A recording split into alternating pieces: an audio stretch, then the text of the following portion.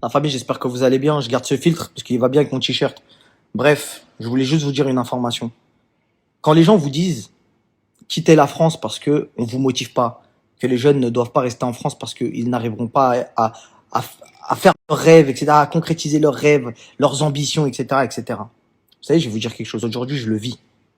En France, les médias français disent que je vende du rêve aux jeunes. Ils disent que je vends du rêve. Je suis un vendeur de rêve. Crary, c'est pas vrai, etc. Et quand je regarde ce que j'ai fait ici, reportage Netflix avec le PDG de Binance, multimilliardaire, qui me donne du crédit avec des gens à l'intérieur de ce reportage, frérot, qui font partie du gouvernement, et moi, dans mon propre pays, dans lequel je suis né, on dit que je vends du rêve. Sauf que ici, mon travail, il est mis en avant. Et ça, vous avez la preuve. Vous en avez la preuve maintenant, aujourd'hui, que les gens ne veulent pas vous voir avancer, poteau. Ils veulent vous brider, vous garder en selon la manière dont vous allez vous exprimer, selon le milieu social dont vous êtes issu. Ils vont vous juger, vous cataloguer. Quand vous allez dépasser les frontières et venir à l'étranger, peu importe, je dis pas forcément que c'est que ici, mais même aux États-Unis, etc.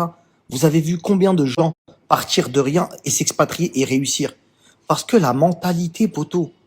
Hier, ils ont quand même mis un reportage avec moi dedans, en train de dire 2 millions, c'est un bluffeur. Ah, ça vend du rêve. C'est réel, frérot. Je comprends.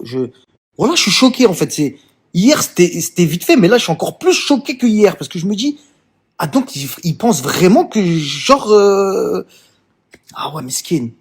Ah ouais, frère, il y a un décalage de mentalité. Voilà, c'est pas possible. C'est pas possible. Et j'ai vu que l'histoire que je vous ai racontée par rapport au paris sportif, ça vous a laissé de marbre. Il y en a beaucoup, beaucoup qui m'ont posé des questions. Si vous voulez que je vous la raconte, je vous la raconte vite fait en balle. Vous allez comprendre la mentalité et ce que je suis en train de vivre. La personne dont je parlais hier, c'était bien évidemment Laurent. Laurent de la GLC. Bon, vous savez très bien, on n'est pas forcément poteau, mais on n'est pas ennemis non plus. Chacun sa vie, etc. Laurent, pour vous faire en gros, parce que je sais qu'il a une image très controversée par rapport à certains points de vue, et une autre image par rapport à d'autres points de vue. Laurent, c'est un grand influenceur. On sait que Jazz, elle a ramené beaucoup d'oseille, etc. Mais il faut savoir que le premier à être millionnaire dans la famille, la GLC, c'est Laurent. Il a été millionnaire avec sa société de pronostic, Billionnaire Prono, où il faisait payer 30 euros par mois aux adhérents. Et il faut savoir qu'au bout de 6-7 mois de pub, il a eu plus de 50 000 personnes abonnées à son VIP, donc qui payaient 30 euros par mois. 50 000 fois 30 euros, ça fait 1,5 million d'euros mensuels. C'est des chiffres qui sont énormes, qui sont colossaux et qui peuvent vous paraître, t'as vu, putain, mais c'est une dinguerie ce qu'il est en train de dire, etc. J'ai vu des gens ici, dans le e-commerce, prendre 1 million en 24 heures. J'ai vu tellement d'argent ici passer, frérot, que ça devient normal. Ça devient normal parce que c'est des gens qui sont motivés, c'est des gens qui font des choses et vous allez comprendre en fait ce qui est en train de se passer avec la mentalité française. Laurent fait son site internet, tout se passe bien, il est dans la légalité. Il est tellement en train de tout niquer qu'il arrive à se faire inviter chez Karim Benzema, il fait des vidéos là-bas chez lui, etc. Il est apprécié de bon nombre de footballeurs, il passe des vacances avec des footeux, etc., etc. Il commence vraiment à grimper, il fait beaucoup de bruit en France. Le problème, c'est qu'il n'habite pas en France, il habite à Dubaï. Donc du coup, il y a des grosses plateformes qui sont au courant de son business et qui disent clairement qu'en fait, 80% des pronostics qu'il a donnés pendant la Ligue des Champions, tous les pronostics sont passés. Il a dépouillé la Française des Jeux. Clairement, sur le territoire français. T'as vu, il y a des territoires, etc. La Française des Jeux. Donc, pour la France, il leur a fait du mal. Et le truc, c'est que, en fait, ils ont essayé de le racheter. Ils lui ont dit, écoute, mon grand, c'est bien, t'as des abonnements, etc. Tu fais 1,5 lourd par mois et tout. C'est très bien. Toi et ton associé, ils sont deux. Voilà ce qu'on va te proposer. On va te proposer, je crois, c'était 12 ou 13 millions, quelque chose comme ça. Un an, en fait. Un an d'abonnement. Ils lui ont proposé 12 millions. Et ils lui ont dit, on te donne 12. Et vas-y, on récupère tes abonnés, on récupère tes abonnements, on récupère tout, machin, etc. Lui, il a dit non. Chose qu'il regrette amèrement. Amèrement. Il le regrette amèrement. C'est un de ses plus grands regrets d'ailleurs. Mais c'est là, c'est comme ça. Il a regretté. Et là, la descente aux enfers, elle a commencé. Ça lui a mis tout le monde sur le dos. Pourtant, c'était légal ce qu'il faisait. C'était légal à 100%. Mais du jour au lendemain où il a refusé, c'est devenu la bête noire des médias. Ouais, c'est bizarre, il dit pas ça, il fait pas ça, c'est un voleur, c'est un mytho, c'est ceci, c'est cela. Il est passé d'un jeune de 22 piges, multimillionnaire, qui a sauvé sa famille, qui a rien fait de mal, qui a juste fait du papier, et on n'a pas supporté parce qu'il y a des grosses entreprises derrière qui sont propriétaires de beaucoup de choses. Allez, s'il vous plaît, faire vos recherches, parce que je peux pas dire leur blase ici à ces gens-là, c'est trop des gens puissants. Mais vous allez regarder qui sont propriétaires des sites de paris sportifs, les propriétaires, les groupes. Vous allez voir qu'ils n'ont pas que ça. La première chose que fait un multimillionnaire lorsqu'il prend de l'argent, c'est de s'acheter un moyen de communication. Les médias, Xavier Niel, avec Le Monde, t'achètes des journaux, Le Parisien, 20 minutes, etc. pour la propagande, frérot. L'image, c'est beaucoup trop important. C'est-à-dire que comme certains rappeurs, etc., quand ils sont bien conseillés dans la com, quand ils ont des agents, eh ben, on leur dit clairement, bouge pas, on va te faire 2, 3 articles, etc., pour dire que tu as éteint tel rappeur. L'autre rappeur, il connaît pas ça. Il a pas l'art de la guerre. Donc, qu'est-ce qu'il fait? Il reste là et il lit un article comme quoi il y a un autre rappeur qui l'a éteint.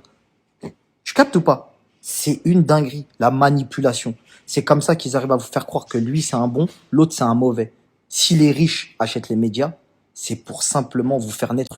Ils font naître une idée dans le cerveau. C'est Inception, poteau. Si je te racontais la moitié de ce que je vois et de ce que j'ai connu ici, de ce que j'ai vu ici, wallah, tu me traiterais de menteur ou tu te dirais, vas-y, fais un film carrément. Ce serait un film. Tu pèterais ta tête. Rien que ce que je vous dis là, il y a la moitié des gens qui vont pas me croire.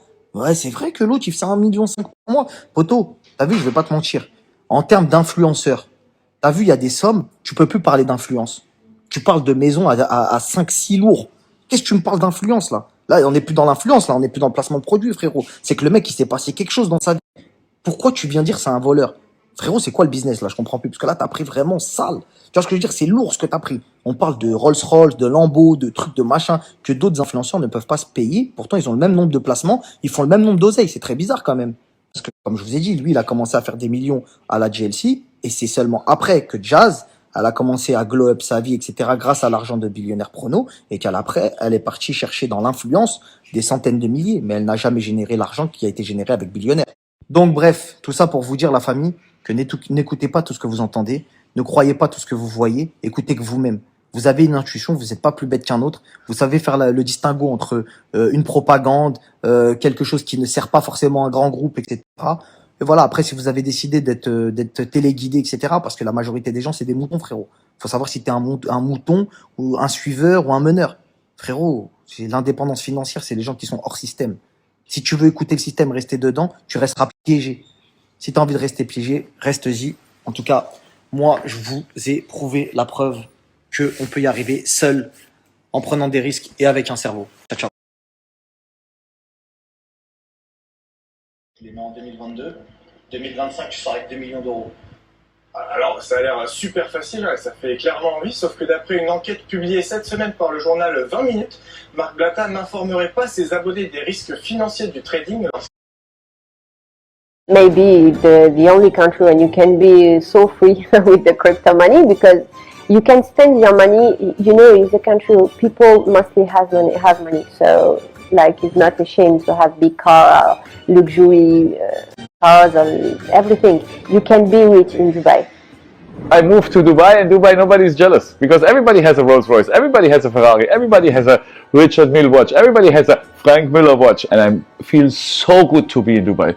Dubai for me is the best place in the world. Life is better in Dubai. Aujourd'hui, vous ne savez pas combien j'ai à l'intérieur. Combien de millions de dollars il y a dans ma montre, vous ne pouvez pas le savoir, sauf si je vous y autorise à regarder avec votre objectif de téléphone.